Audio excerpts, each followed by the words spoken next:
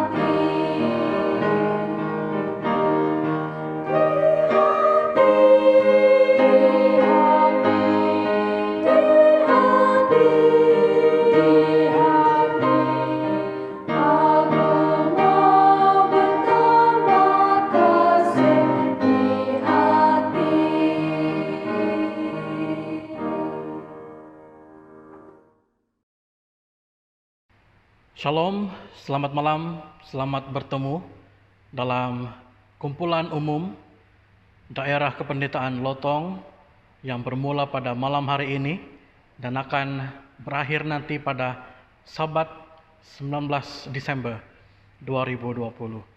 Terima kasih karena Anda membuat keputusan untuk bersama-sama dengan kami, walaupun secara alam maya dan kita tidak berjumpa secara langsung di gereja, tetapi pastinya ini juga akan memberikan berkat kepada kita karena Tuhan itu ada di mana-mana. Berkat Tuhan itu ada di mana-mana. Dan saya ingin memberikan jaminan kepada Anda, seandainya Anda membuat keputusan bersama dengan kami sepanjang 10 hari ini dalam kumpulan umum ini setiap jam 7 malam, dan juga nanti pada hari Sabat ada beberapa pengumuman yang akan diberitahukan jam berapa kita akan bermula.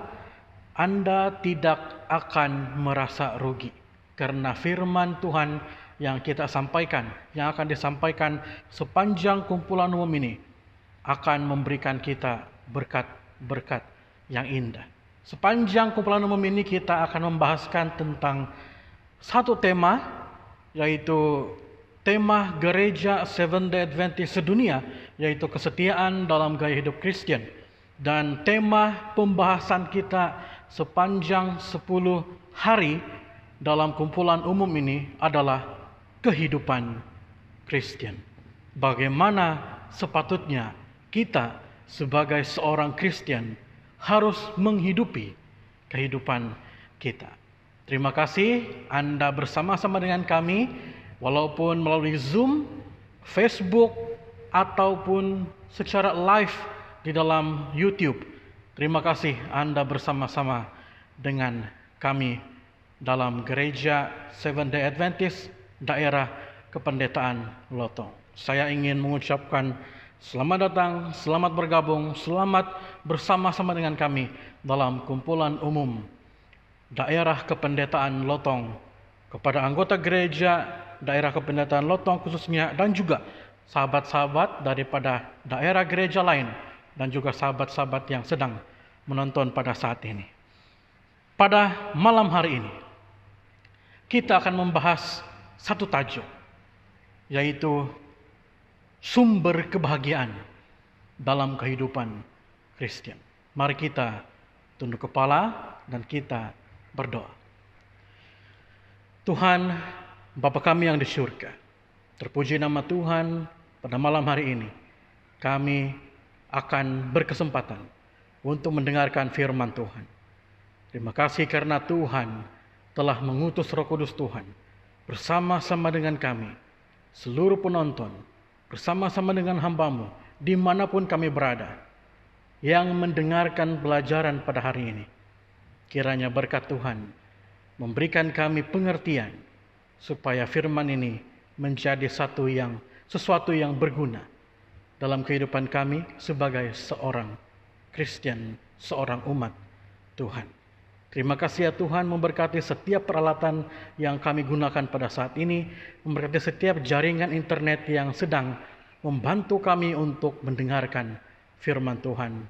Terima kasih Tuhan hadir dalam setiap acara kebaktian kami, dimanapun kami berada pada saat ini. Dalam nama Yesus, kami semua berdoa. Amin. Baik, semua orang pasti inginkan kebahagiaan. Tidak ada satupun umat Tuhan ataupun manusia di dunia ini yang tidak inginkan kebahagiaan. Kita semua pasti inginkan kebahagiaan. Tetapi, apakah kebahagiaan itu? Bagaimanakah mendapatkan kebahagiaan itu? Dan di mana kebahagiaan itu sampai sekarang ini mungkin masih belum jelas dalam pemikiran kita sebagai seorang manusia. Sehingga kita akhirnya membuat satu persepsi pribadi tentang yang disebut sebagai apakah kebahagiaan itu. Bagaimana mendapatkan kebahagiaan itu? Di mana kita boleh dapatkan kebahagiaan itu? Banyak orang membuatkan persepsi pribadi.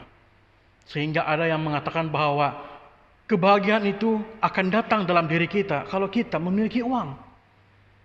Kebahagiaan itu akan datang kepada kita kalau kita memiliki pendidikan yang tinggi. Kita akan merasa bahagia kalau kita ada istri yang cantik ataupun suami yang handsome. Kita mungkin akan merasa bahagia kalau kita memiliki kedudukan, pangkat yang tinggi dalam hidup kita. Persoalannya, apakah ini kebahagiaan yang sejati? Banyak orang meyakinkan ataupun meyakini bahwa ini adalah kebahagiaan yang sejati. Tapi ternyata semua ini adalah, orang bilang, omong kosong belaka. Hanya janji-janji palsu.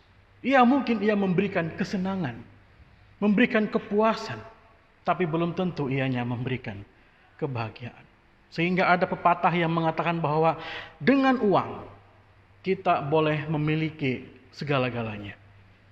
Tapi apakah memiliki segala-galanya itu boleh mendatangkan kita sebuah kebahagiaan yang sejati? Lalu persoalan dia adalah bagaimana supaya kita akan dapat memperoleh kebahagiaan yang sejati. Apakah sumber kebahagiaan dalam kehidupan Kristen? Apakah sumber, dari manakah kebahagiaan itu yang kita boleh dapatkan sebagai seorang umat Tuhan? Sejarah dunia melalui firman Tuhan dalam Alkitab menunjukkan bahwa manusia itu pernah hidup bahagia. Kalau kita membaca dalam Kejadian pasal yang pertama dan juga Kejadian pasal yang kedua, menceritakan bagaimana Adam dan Hawa yang tinggal di Taman Eden hidup dengan penuh bahagia suatu ketika dahulu. Bayangkan Anda hidup tanpa memikirkan apa-apa, tidak perlu stres. Anda lapar, ada makanan di pohon-pohon, tinggal ambil buah-buahannya. Anda bosan di satu tempat, Anda pergi tempat yang lain, semuanya indah.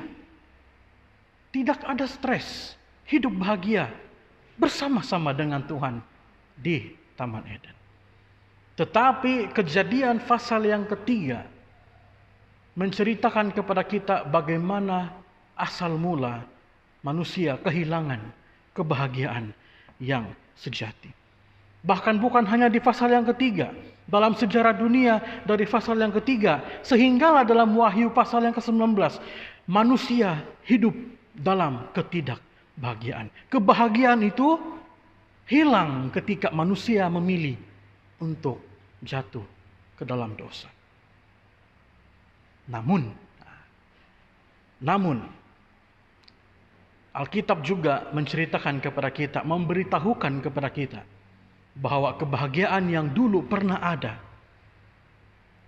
yang dinikmati oleh Adam dan Hawa di Taman Eden, suatu saat akan dikembalikan semula kepada umat Tuhan yang setia, dalam Wahyu pasal yang ke-21 sehingga Wahyu pasal yang ke-22. Saya mau bacakan Wahyu pasal yang ke-21 ayat yang keempat. Dan ia akan menghapuskan segala air mata dari mata mereka. Maut tidak akan ada lagi. Tidak ada lagi perkabungan atau ratap tangis atau duka cita. Sebab segala sesuatu yang lama itu telah berlalu. Kita telah melihat sejarah yang Alkitab tunjukkan kepada kita, bahwa manusia dulu pernah bahagia, tetapi sekarang hidup dalam ketidakbahagiaan. Kenapa? Karena dosa. Tapi nanti kita akan kembali hidup bahagia, karena dosa itu akan dihilangkan oleh Tuhan dan kita akan hidup bersama-sama dengan Tuhan. Kalau kita ambil kesimpulan dalam sejarah, 3 tahap sejarah manusia dari bahagia kepada tidak bahagia dan kemudian bahagia, ada satu perkara yang membuatkan kenapa manusia itu mengalami kebahagiaan, yaitu dengan kehadiran Tuhan.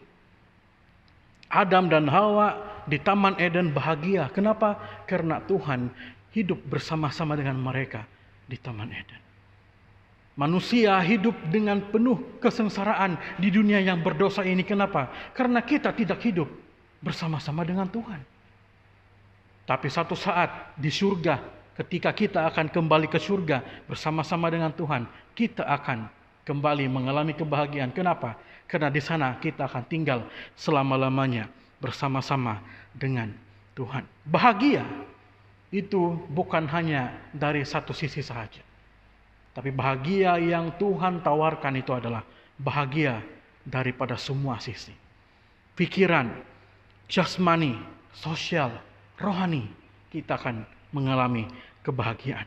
Namun persoalannya, bagaimana dengan kehidupan kita sekarang ini, di dunia ini yang penuh dengan dosa? Apakah saya memang langsung tidak akan pernah mengalami kebahagiaan? Nah, jawabannya adalah ada. Ada kemungkinan kita sebagai umat Tuhan untuk hidup dalam kebahagiaan. Yesaya 48 ayat 17 sehingga ayat yang ke-19.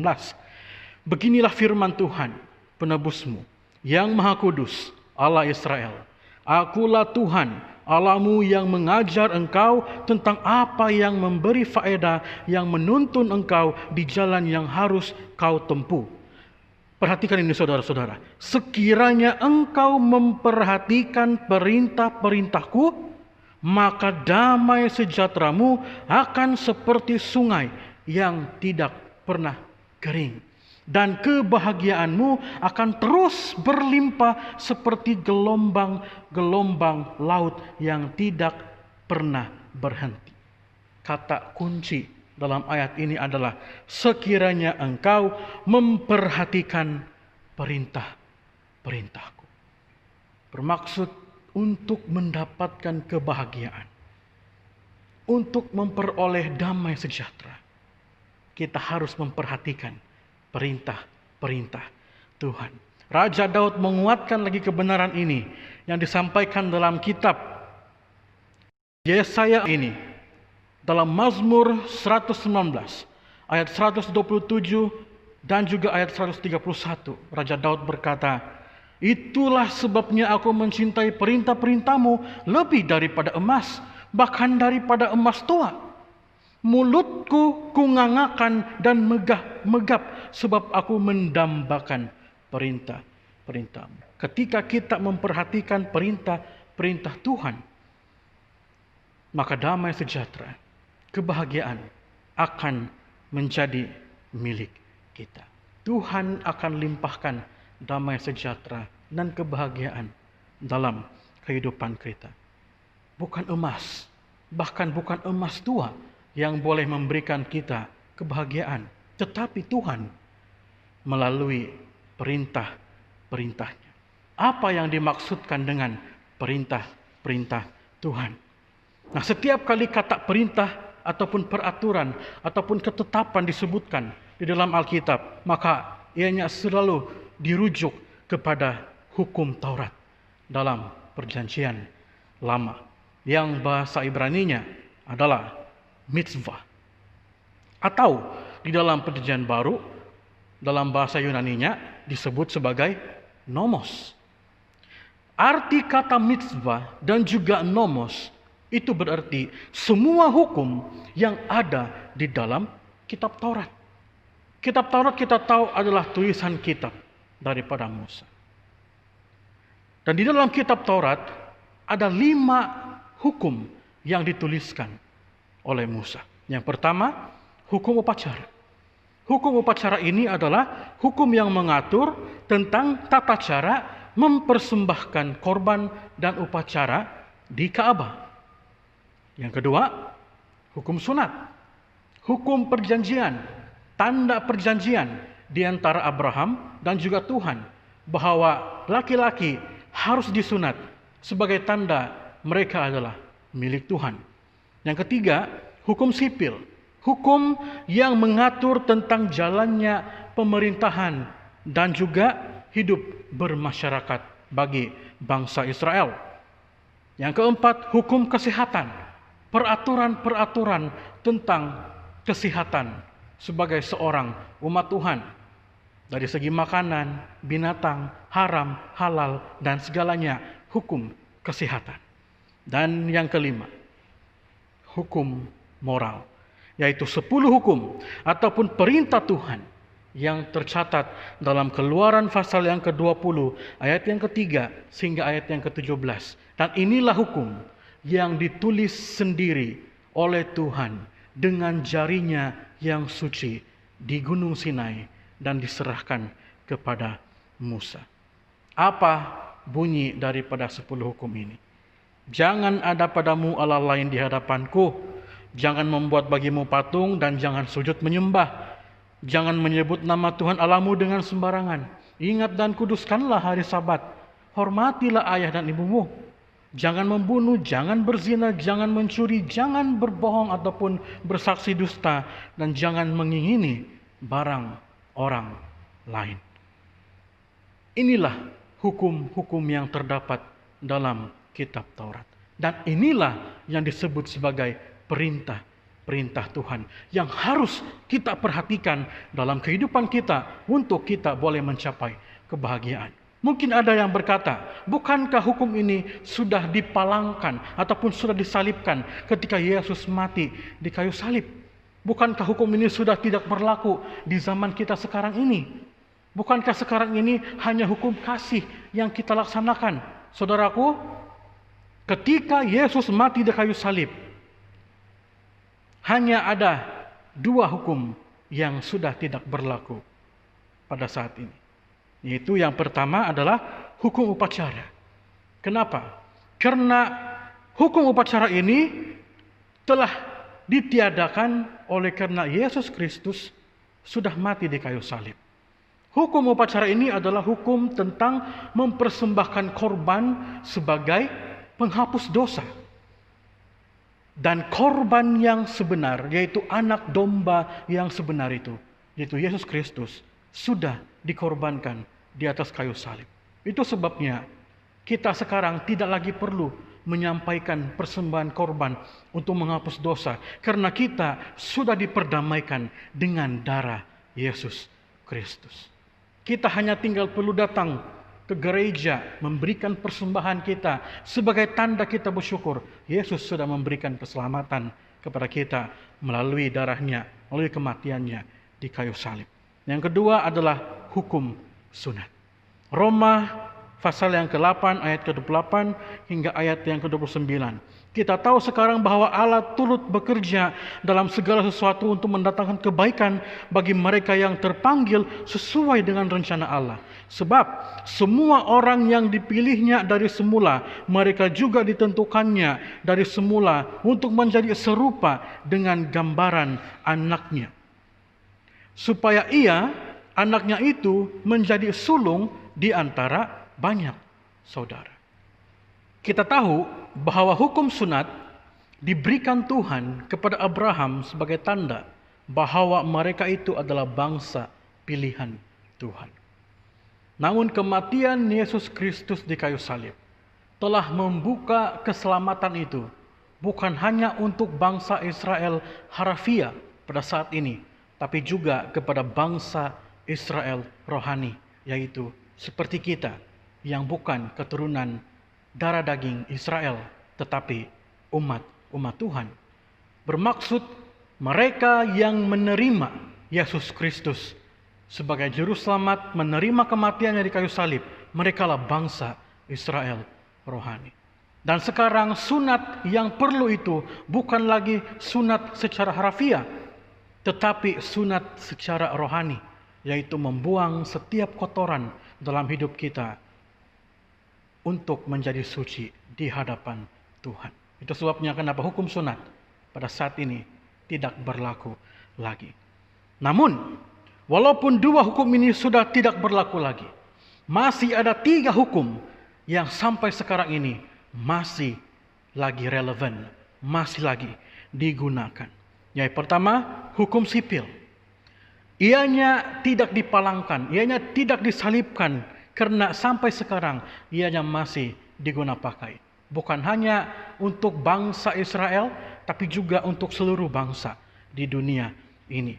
Hukum kesehatan, ianya tidak dipalangkan, tidak disalibkan, karena sampai pada saat ini kita masih melaksanakan hukum kesehatan seperti yang dinasihatkan di dalam firman Tuhan. Banyak organisasi kesehatan yang merujuk kepada Alkitab berkenaan dengan hukum kesehatan. Bermaksud hukum ini masih berlaku sehingga pada saat ini. Dan yang ketiga, hukum moral. Hukum ini tidak disalibkan, tidak dipalangkan, karena sehingga pada saat ini kita masih menggunakan hukum ini.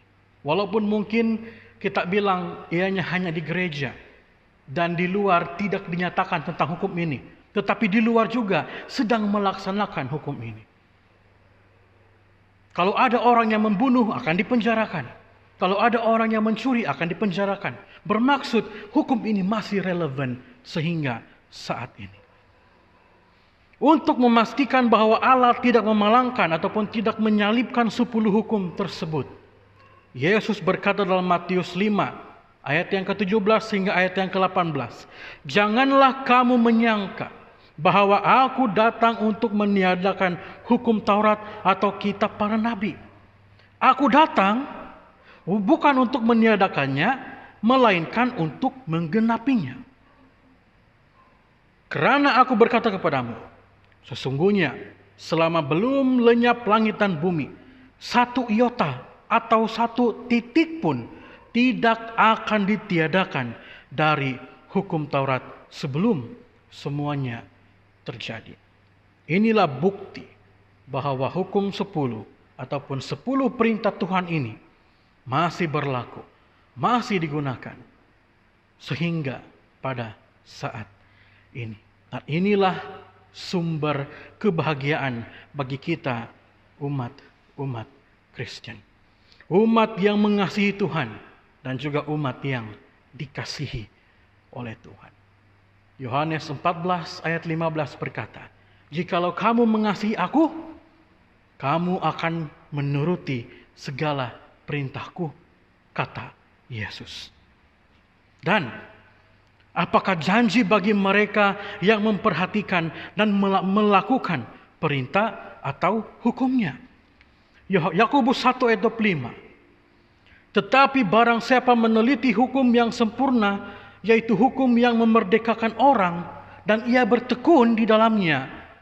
Jadi bukan hanya untuk mendengar, untuk melupakannya, bukan hanya mendengar untuk melupakannya, tetapi sungguh-sungguh melakukannya, ia akan berbahagia oleh perbuatannya.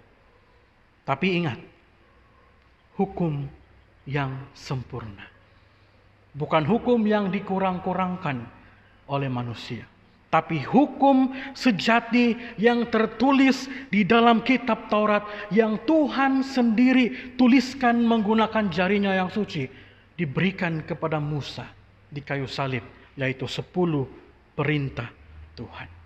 Tidak boleh diubah, tidak boleh ditiadakan oleh manusia, karena Tuhan tidak pernah mengubah hukum.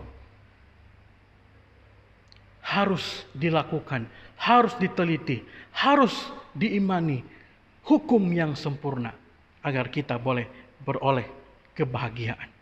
1 Yohanes 3 ayat 22. "Dan apa saja yang kita minta, kita akan memperolehnya daripadanya, karena kita menuruti segala perintahnya dan berbuat apa yang berkenan kepadanya." Melakukan segala perintah itu bukan setengah-setengah, tetapi semuanya. Kita akan diberikan apapun yang kita minta. Kalau itu kehendak Tuhan, Dia akan berikan kepada kita. Yohanes 8 ayat 51. "Aku berkata kepadamu, sesungguhnya barang siapa menuruti firman-Ku, ia tidak akan mengalami maut sampai selama-lamanya." Penurutan yang setia terhadap perintah Tuhan mengaruniakan kepada kita keselamatan kekal di dalam Kristus Yesus, Tuhan kita. Apakah ada oknum lain di dunia ini yang tidak suka melihat manusia itu berbahagia? Tuhan mau melihat kita berbahagia, tapi iblis tidak suka melihat kita bahagia. Wahyu 12 ayat 17, "Maka marahlah naga itu kepada perempuan itu, lalu pergi memerangi keturunannya yang lain yang menuruti hukum-hukum Allah dan memiliki kesaksian Yesus." Ingat saudara-saudara, iblis tidak suka kita hidup bahagia. Ketika kita hidup setia kepada Tuhan, menghidupkan kehidupan yang mencerminkan kehidupan Yesus, dan memelihara hukum-hukum Allah yang mulia dengan penuh ikhlas dan setia. Ini amaran untuk kita, peringatan. Iblis akan mencari kita. mencoba memporak-perandakan kehidupan kita. Tapi ingat, mereka yang tetap setia memelihara hukum Tuhan, memelihara kesaksian Yesus, di akhirnya pasti akan menerima kebahagiaan. Kenapa? Karena hanya di dalam Tuhan ada kebahagiaan. Tuhan adalah sumber kebahagiaan dalam kehidupan Kristen.